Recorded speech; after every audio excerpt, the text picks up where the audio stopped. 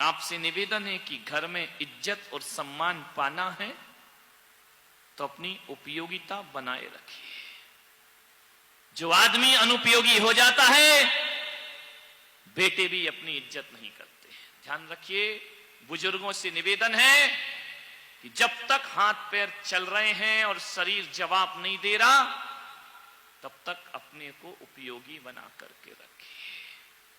और एक बात और ध्यान रखना, शरीर अनुपयोगी हो जाए तो हो जाए, कोई बूढ़ा यदि विचारों को भी उपयोगी बना लेता है तो मरते दम तक उसकी घर में इज्जत रहा करती है। विचार करें, मरते दम तक लोग उसकी सलाह लेते हैं, उसका मशवरा लेते हैं, उसको पूछते हैं। हर अच्छे काम में उनकी सलाह लेना मंजूर। उपयोगी बनो, चाहे मन से उपयोगी बनो, वचन से उपयोगी बनो, और चाहे तो शरीर से उपयोगी। मदर टेरेसा जीवन के अंत समय तक उपयोगी बनी रही। सारी दुनिया में उन्हें सम्मान दिया गया, उन्हें अब सम्मान देकर के भारत सरकार उन्हें सम्मानित करती। उपयोगी बने रहो।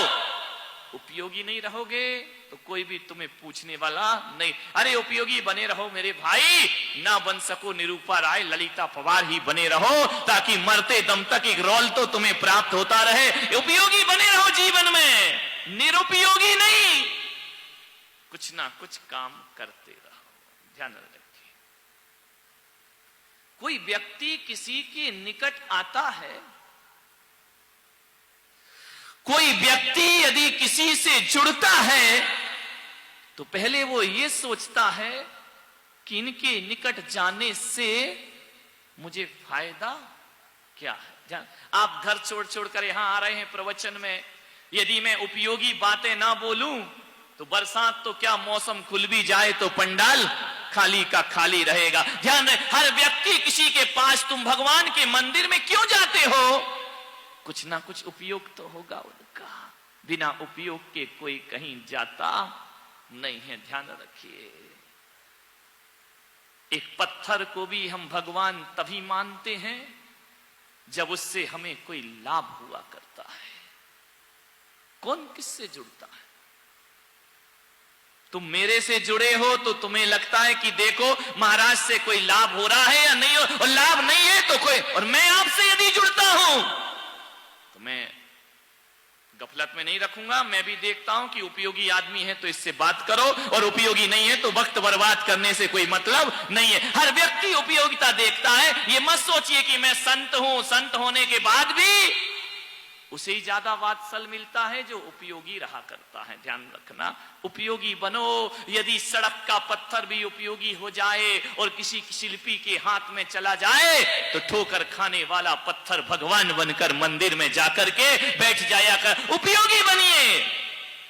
हर व्यक्ति का उपयोग है इस धरती पर, लेकिन दुख इस बात का है कि हम अपनी उपयोगिता को जान नहीं पाते। खोजो, तलाशो, हम बहुत उपयोगी हैं। अरे हाथ पैर से काम नहीं होता, दिमाग से तो काम कर सकते हो ना। और दिमाग से भी काम नहीं हो सकता है मेरे भाई, तो वाणी से मीठा तो बोल सकते हो। तीन चीजें भगवान ने आपको दी हैं, मन दिया है, वचन दिया है और काया दी है। आदमी को जिंदगी को जीने के लिए और बुढ़ापा अच्छे से काटने के लिए तीन चीज ही पर्याप्त है। ध्यान रखें, मन से सहयोग करो, वचन से सहयोग करो, और इनसे भी ना हो तो तन से सहयोग कर सकते हैं। विचार करो, उपयोगी बने रहो। जब तक किसी को किसी से कोई लाभ नहीं दिखता है, आदमी उससे जुड़ता नहीं है। एक गमले में मेरे भाई जरा ये बताओ, 6 महीने पानी डालते जाओ, डालते जाओ, डालते जाओ, ना उसमें फल आए, ना उसमें फूल आए, ना उसमें पत्ते आए, कितने दिन और डालोगे? साल भर डालोगे, उसके बाद क्या करोगे? बोलो, ईमानदारी से बोलना। यदि ना उसमें फल आए, ना फूल आए, ना पत्ते आए, कुछ नहीं आए, तुम गमले में मिट्टी डाल रहे हो, खाद डाल रहे हो, पानी डाल रहे हो, जहां तक मैं सोचता हूं तुम यही करोगे। या तो गमला उठा के फेंक दोगे, या पेड़ निकाल करके दूसरा पेड़ वहां पर लगा दोगे, दूसरा पौधा लगाओगे, क्योंकि जिससे उपयोगिता नहीं है उसे कितने दिन पानी दोगे?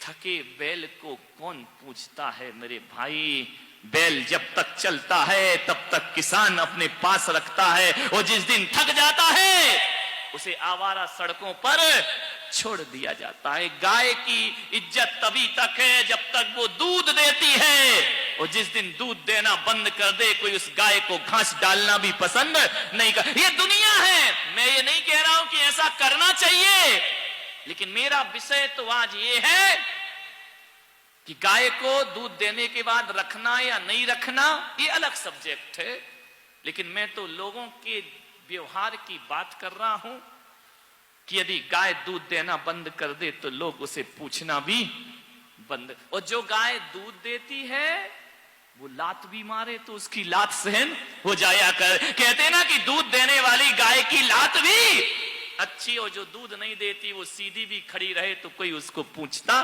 नहीं। आपसे निवेदन है, घर में यदि इज्जत और सम्मान कमाना है, अपने आप को उपयोगी बना करके रखिए। ध्यान रखना, जो उपयोगी होता है उसकी यहां भी जरूरत होती है और वहां भी जरूरत होती है, और जो खाली होता है उसे ना घर में जरूरत। मंदिर चला जाए तो लोग कहेंगे कब जाओगी अम्मा, मंदिर बंद करना, जल्दी उठाओ, कोई काम की तो नहीं। घर में जाओ तो बहू कहेगी भगवान इसे कब उठाएगा, महाराज के पास आएगी बैठेगी, महाराज कहेंगे अम्मा जी अब घर जाओ, कब तक बैठी रहोगी।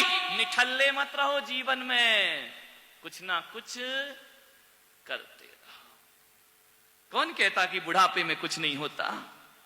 मदर टेरेसा कितना करके जाती है बुढ़ापे में। कौन कहता है कि बुढ़ापे में कुछ नहीं होता? आरिका ज्ञानमती माता जी को देखिए, इस वृद्धावस्था में भी बड़े बड़े ग्रंथों की टीका लिख करके सारे जगत के सामने आगम को रख दिया करती है। आरिका विशुद्धमती माता जी का जीवन देखो, आरिका सुपासमती माता जी का जीवन देखिए, इन्होंने वृद्धावस्था में ही बहुत कुछ किया है। ध्यान रखना, उपयोगी बनाओ अपने को। कुछ ना कुछ हर कला हर व्यक्ति के पास होती है, उसे उजागर करने का प्रयास। सकल पदार्थ या जग माही और कर्महीन नर पावत ना है। अपने को लगाए, खाली मत बैठो। निठल्ले बैठोगे तो लड़ने के विचार बनेंगे, खाली बैठोगे तो एक दूसरे के प्रति गलत विचारधारा आएगी, खाली बैठोगे तो कभी कभी नकारात्मक विचार आएंगे, नेगेटिव थिंकिंग आएगी, और नकारात्मक विचार आ गए तो आत्महत्या करने के भी भाव पैदा हो जाया कर। लगे रहो काम से। खाली मेरे कमरे में जो खाली बैठा रहता है मैं लगा देता हूं काम से, चल भाई इन पुस्तकों पे कवर चढ़ा दे, चल इस कमरे की झाड़ू। खाली नहीं बैठना, खाली बैठोगे तो भगा दिए जाओगे। ध्यान, निठल्ले मत रहो।